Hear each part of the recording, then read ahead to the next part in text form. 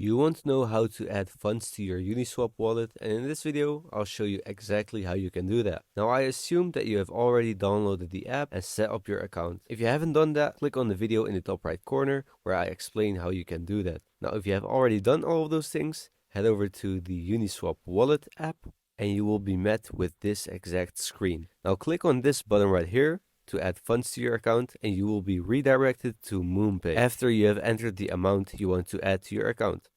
Here you can use various payment methods. I used Revolut that I have connected with my Apple Pay, and I ended up adding a little bit more than $100, but as you can see, it gets added to your account directly and you get it in the form of Ethereum. And now you can start trading it with other coins. Now this was just a quick tutorial, so if you have any questions, leave them in the comments and I'll make sure to help you out. If this video was useful to you, please make sure to subscribe to support me and my channel. It is highly appreciated. And as always, I hope to see you on the next tutorial.